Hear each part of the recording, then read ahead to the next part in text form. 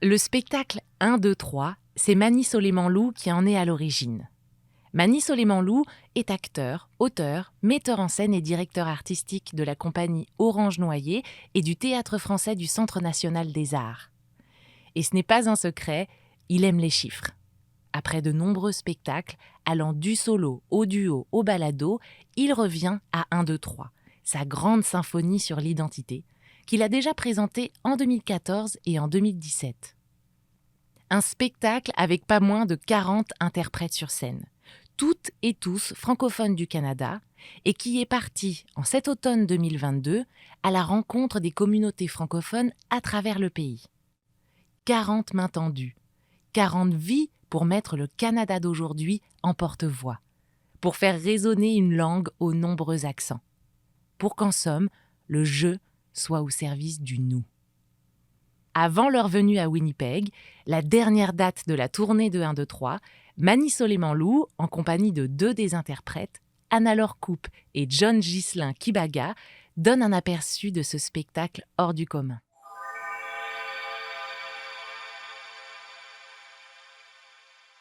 Alors, Mani Soleimanlou, vous avez commencé avec 1, puis 2, maintenant 3. Est-ce qu'on peut revenir un peu sur la genèse de ce grand projet théâtral ? En fait, ça a commencé en 2009. Je suis sorti de l'École nationale de théâtre à Montréal en 2008 et j'ai eu une invitation du théâtre de Katsu pour faire une soirée qui s'appelait les Lundis découvertes. Ça s'appelait Découvrir un artiste québécois issu d'un milieu culturel. Puis l'invitation était, il voulait que je parle de moi et de mon pays d'origine, l'Iran. Et est arrivée en même temps la révolte verte en Iran en 2009. Donc ça m'a un peu permis de voir à travers les réseaux sociaux ce qui se passait en Iran, de constater que 70% de la population avait mon âge, c'est-à-dire 30 ans et moins à l'époque, de les voir eux se battre pour leur pays, et moi, devoir parler de ce pays-là dans un théâtre à Montréal. Fait que cette absurdité-là, ou ce sentiment de non-légitimité a été à la base de l'écriture de 1, finalement. Fait que cette première soirée-là est devenue ce qui est devenu 1, ce qui est devenu 250 représentations plus tard. À force de jouer un tout petit peu dès le début, j'ai réalisé que j'avais écrit ça trop vite, j'avais besoin de le poursuivre, mon questionnement, ma réflexion, et j'ai écrit 2 tout de suite après, en disant, il faut que je pousse un peu plus loin, il faut que je sorte de ma quête identitaire personnelle, du rapport avec les Iraniens, et d'essayer de comprendre pourquoi ça a marché, c'est quoi la suite, en fait. Donc, il y a eu 2, et le soir où j'ai eu l'idée de faire 2, je me suis dit, pourquoi pas, jamais 203. Faisons une 3e partie aussi, mais cette fois-ci, tentons de répondre à la question, qu'est-ce qui nous unit, ou qu'est-ce qui forme et forge le nous collectif, en fait, québécois à l'époque, en 2014. Il faut dire que 2, c'est un duo. Fait qu'il y avait le solo, le duo, et finalement, 40 personnes sur scène. Et pourquoi 40 ? C'est quand même très particulier d'avoir 40 voix sur scène. Le but, c'est de mettre en scène une partie de la société. C'est un échantillon. Fait que le 40 vient de là, en fait. Mais cette idée-là de tenter de mettre en scène une pluralité qui représente un peu la société dans laquelle on vit. Donc, il y avait cette envie-là avant tout. Puis après ça, ça permet justement ça, en fait. Ça permet plein de points de vue. Ça permet euh, un échantillonnage, un portrait. Ça met la société en scène, en fait. Là. Et la particularité, c'est particulier à plusieurs regards. C'est-à-dire que, avant tout, c'est assez riche d'avoir accès à tous ces points de vue-là. Mais c'est particulier. Je demande aux 40 de faire le même chemin que moi j'ai fait, c'est-à-dire parler de soi, parler d'eux-mêmes, d'être dans le partage. Après ça, c'est de construire une histoire ou un fil dramaturgique ou quelque chose qui fait du sens avec 40 points de vue, avec 40 moi, avec 40 opinions, avec 40 certitudes, avec 40 doutes, avec 40 tentatives. Fait que c'est assez particulier, mais il me semblait nécessaire d'avoir cette espèce de reflet de la salle sur scène, en fait. C'est super beau, il y a toujours un moment où il y a 40 personnes assis face à face avec la salle. Et cette espèce de miroir, pour moi, est assez riche dans ce sens-là, parce que soudainement, on sent que on parle de tout le monde, avec tout le monde, euh, d'un sujet qui, en temps normal, ne devrait pas, mais nous divise tant, c'est-à-dire l'identité, notre rapport à l'autre. Fait que cette idée-là de mettre tout le monde en scène en disant, regardez, et si on était plusieurs? Donc, c'est un spectacle à base de questionnements que vous avez d'abord présenté, si je ne me trompe pas, à Montréal en 2014. Là, c'était plutôt sur l'identité québécoise. Puis après, il y a eu une deuxième version en 2017, où là, vous vous penchiez sur l'identité française. Donc, comment est née cette troisième version qui aujourd'hui veut explorer la francophonie canadienne? Cette envie de refaire le show pour une troisième fois est venue suite à ma nomination au Centre national des arts à Ottawa. Fait que, tu sais, je suis devenu directeur artistique du théâtre français du Canada. Là, je me suis dit, c'est quoi le théâtre français du Canada? Donc, c'est quoi le théâtre français? Donc, c'est quoi le français au Canada?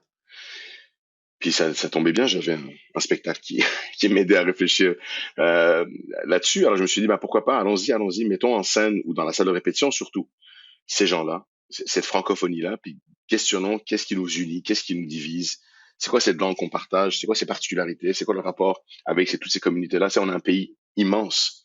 Et donc, il y a réellement des réalités différentes entre chaque communauté francophone. Donc, j'ai appelé les différentes institutions à travers le pays, voir s'ils voulaient participer. Heureusement, tout le monde a dit oui. Et j'avais envoyé les autres versions aux directeurs et directrices artistiques qui ont regardé, je pense. Et suite à ça, je leur ai fait une demande de me présenter des acteurs de leur coin, en fait. Ils m'ont tous fait une sélection de 5 à 7 personnes.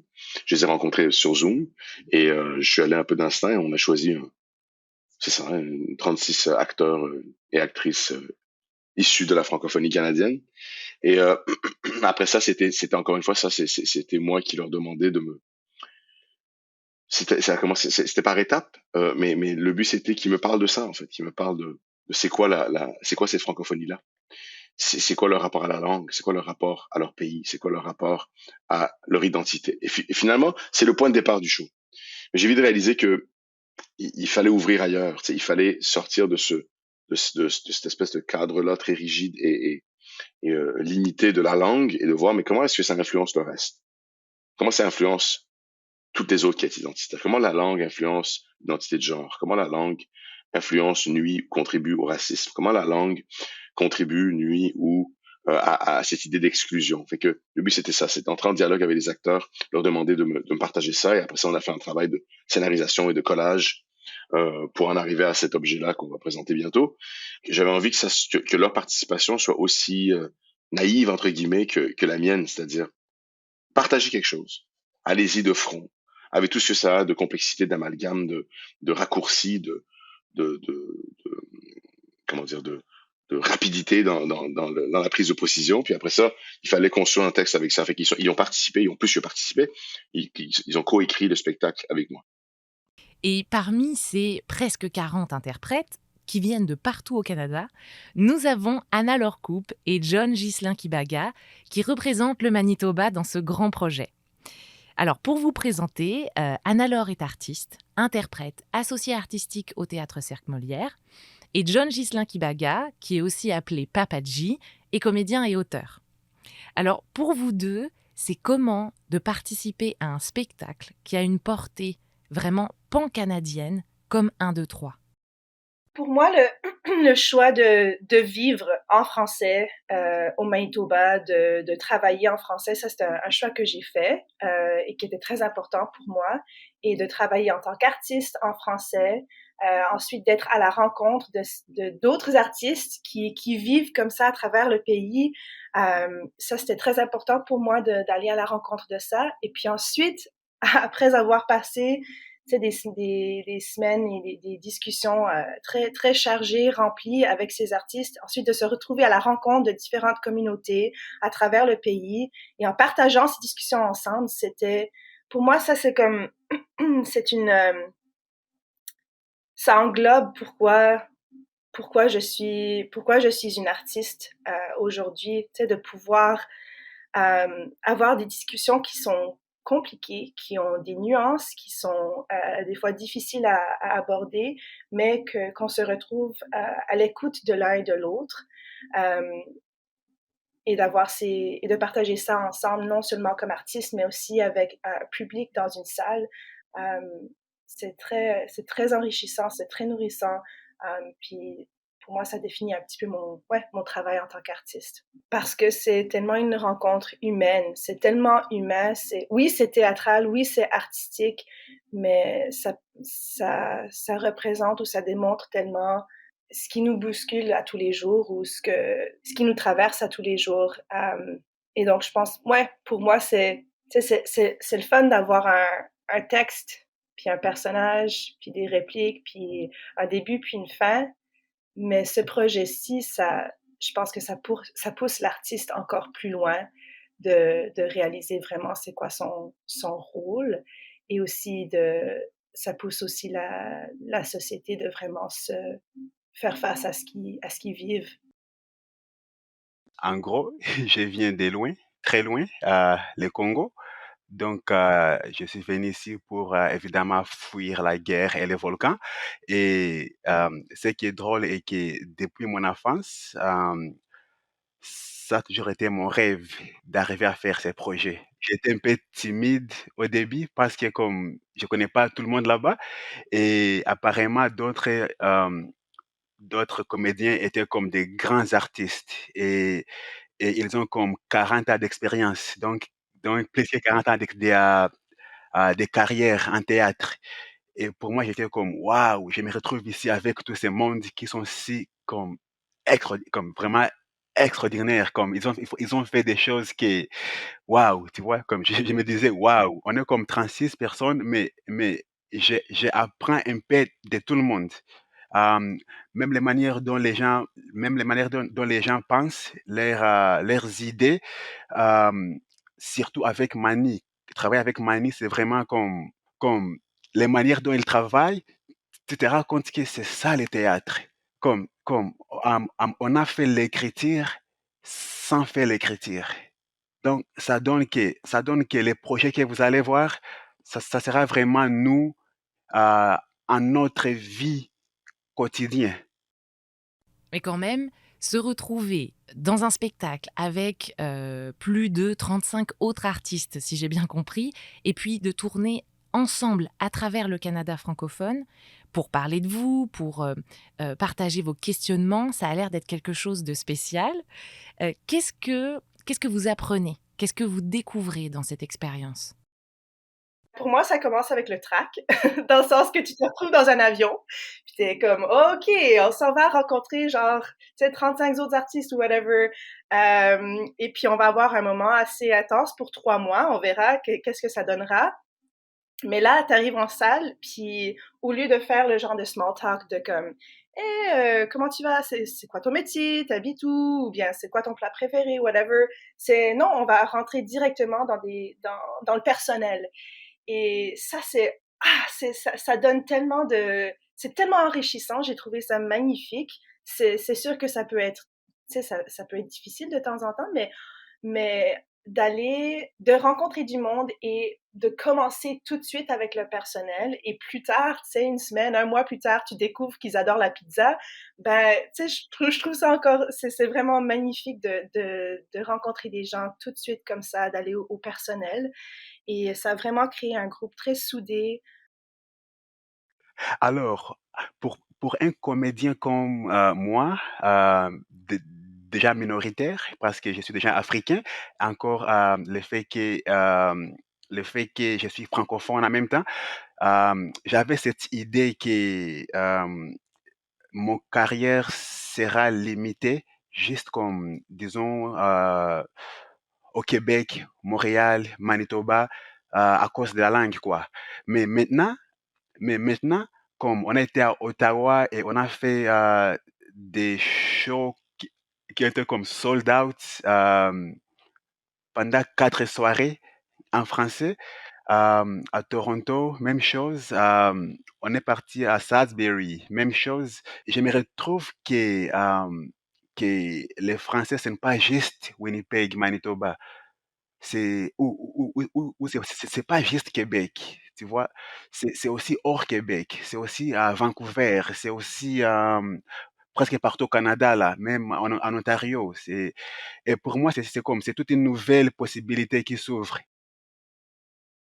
Et pour vous, Mani, Alors que vous êtes en ce moment en pleine tournée, que vous présentez 1, 2, 3 dans différentes communautés francophones d'un bout à l'autre du Canada, comment ça se passe, cette rencontre? La rencontre avec les communautés ou ces rencontres, je dirais même.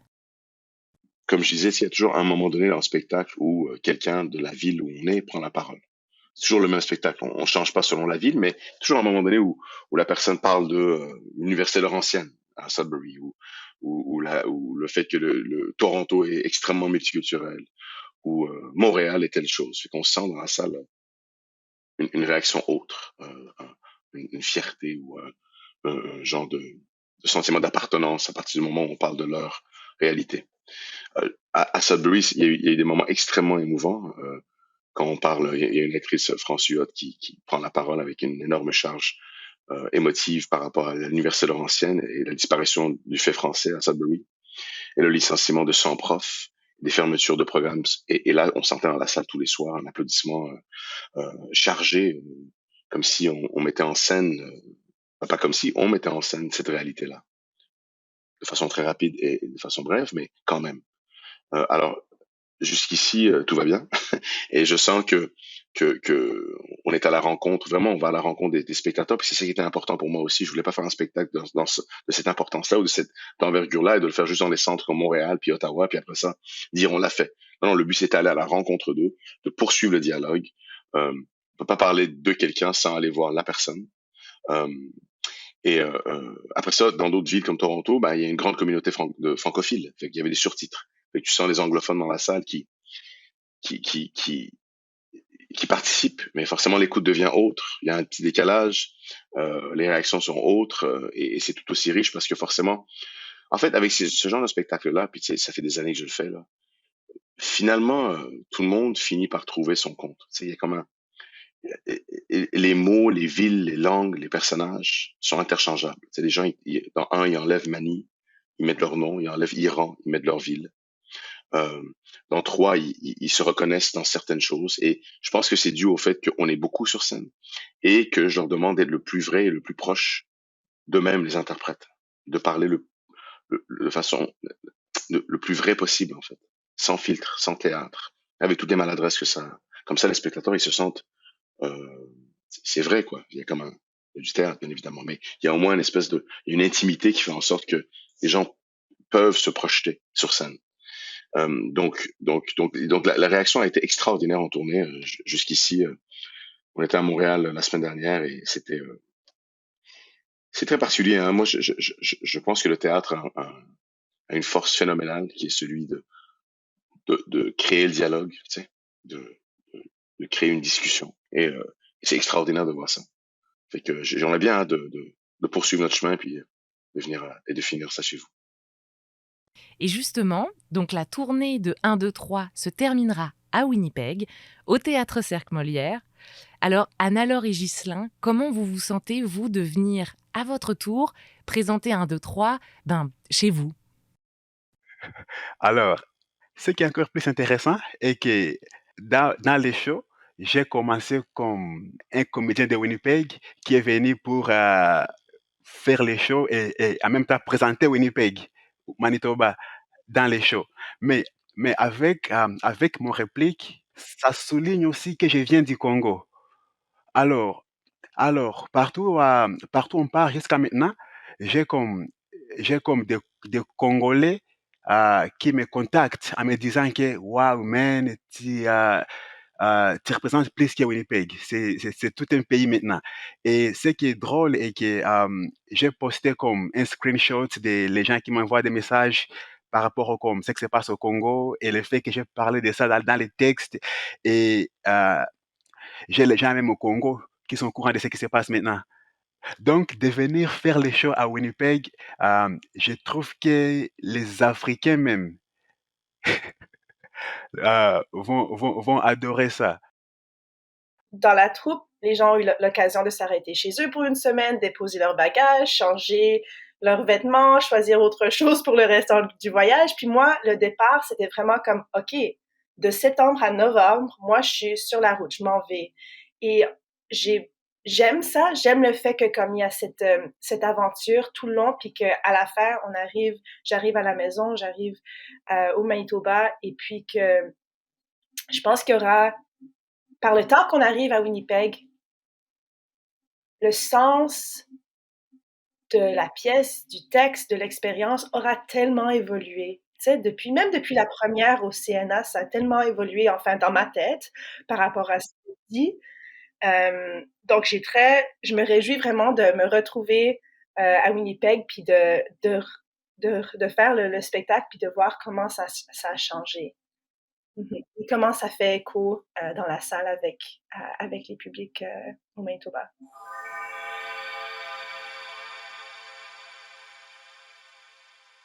Tout ça semble excessivement lourd, mettons, ou dense, mais on essaie d'aborder le sujet avec énormément d'autodérision et de distance et d'humour et de légèreté aussi, parce que il faut en rire un peu. C'est-à-dire que l'identité est un champ miné. Et nous, ce qu'on fait dans ce spectacle-là, c'est qu'on saute sur chaque petite mine pour libérer le champ, pour ensuite entrer en dialogue. Fait que faut que les gens s'attendent aussi à un spectacle joyeux et festif, parce que c'est ça aussi le but, c'est post-pandémie de faire, hey, si on se retrouvait avec énormément de gens sur scène, après tant de solitude, après tant de solitude, voilà, après tant d'écran, après tant de peur de l'autre, après tant de distance, et si on se retrouvait et on faisait la fête, en l'occurrence à travers le théâtre. Fait que c'est important que les gens sachent que c'est ça le projet un peu, c'est d'attaquer la chose avec recul et plaisir et autodérision surtout. C'était Le Café Molière, un balado du théâtre Cercle Molière en collaboration avec la radio Envol 91 FM.